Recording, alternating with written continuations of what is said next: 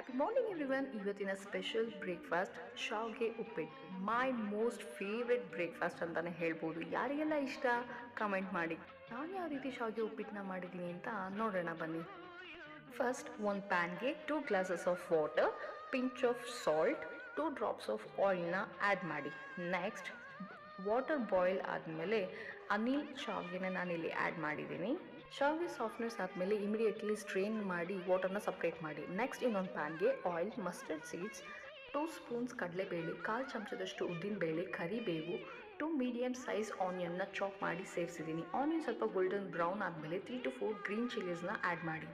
Next 2 medium size ಟೊಮ್ಯಾಟೋಸ್ನ chop ಮಾಡಿ add ಮಾಡಿದ್ದೀನಿ. Tomato ಸ್ವಲ್ಪ ಸಾಫ್ಟ್ನೆಸ್ ಆಗೋ ತನಕ ಫ್ರೈ ಮಾಡ್ಕೊಳ್ಳಿ.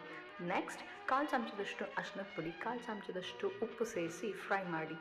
ನಾವು ಚಾಪ್ ಮಾಡ್ಕೊಂಡಿರೋ ಕೊತ್ತಂಬರಿ ಸೊಪ್ಪನ್ನ ಆ್ಯಡ್ ಮಾಡಿ. ನೆಕ್ಸ್ಟ್ ಸ್ಟ್ರೈನ್ ಮಾಡ್ಕೊಂಡಿರೋ ಶಾವ್ಗೆನ ಸೇರಿಸಿ ಮಿಕ್ಸ್ ಮಾಡಿ. ಫೈನಲ್ ಟಚ್ ಫ್ರೆಶ್ ಗ್ರೇಟೆಡ್ ಕೊಕೊನೆಟ್ನ ಆ್ಯಡ್ ಮಾಡಿ. ಇದು ಟೇಸ್ಟ್ಗೆ ಅಪ್ಗ್ರೇಡೆಡ್ ಅಂತಲೇ ಹೇಳ್ಬೋದು. Now you can see soft, simple and tasty shaugge uppit is ready. If you like this simple recipes, please do like, share and subscribe my channel. Love you all.